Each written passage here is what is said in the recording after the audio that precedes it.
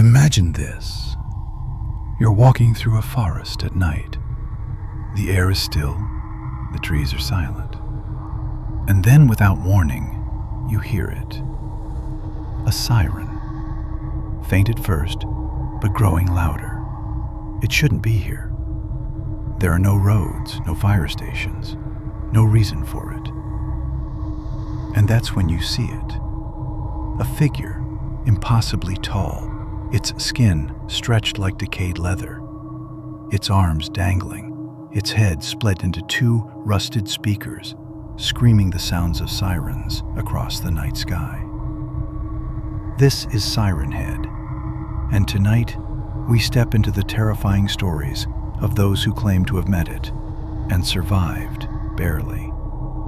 First brought to life by the artist Trevor Henderson, Siren Head began as a digital monster, but stories spread faster than truth.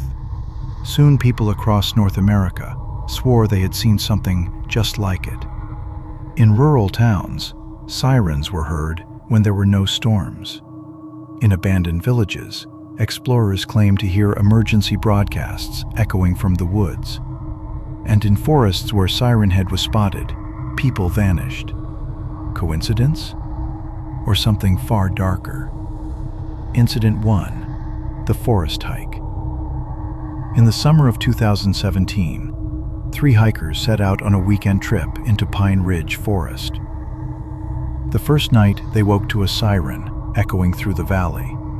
They assumed it was a tornado warning, but there were no clouds in the sky. One of them recorded the sound. The footage is shaky, but the audio is clear. Then silence. Then footsteps, heavy, unnatural. The hikers followed the noise deeper into the forest. Every time they thought they were getting closer, the sound shifted, left, right, behind them, until finally, they stopped. One of the hikers whispered, "Do you see that?" The camera tilts. For just a second, there's a figure between the trees, towering, thin, its shadow stretching across the moonlight. The hikers ran. 2 made it out. The third never came back. His body was never found, but his phone was.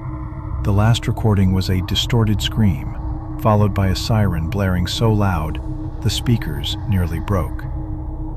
Incident 2. The Abandoned Town. 2 years later, in 2019, a group of urban explorers entered an abandoned mining town in Colorado. They wanted to film for YouTube, but what they captured was never uploaded. One of the explorers wandered into an old church. The others stayed behind. Minutes passed.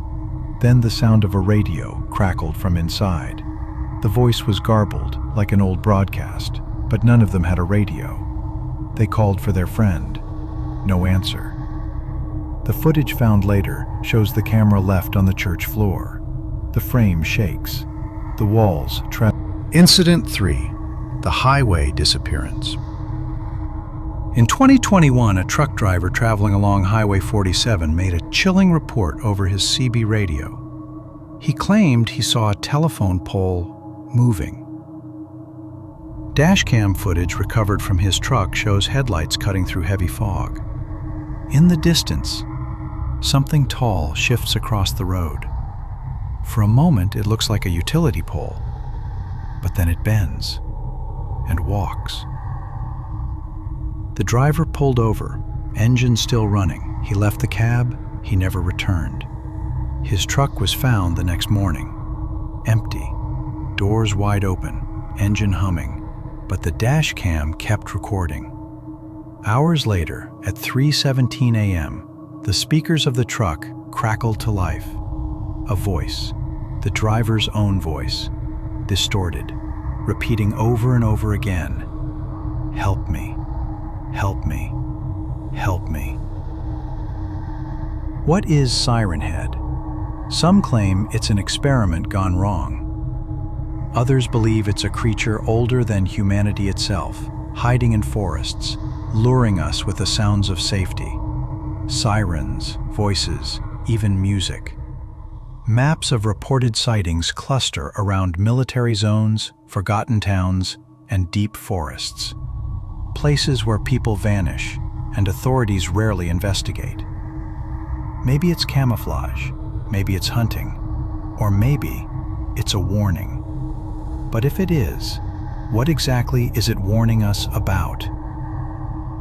One thing is certain: Siren Head is still out there, and if you're ever walking alone in the woods and you hear a siren echoing through the trees, don't follow it, don't investigate, don't listen. Because Siren Head doesn't just mimic machines, it mimics people. It could be the voice of your friend, your mother, a stranger crying for help, but by the time you realize it's not them, it's already too late.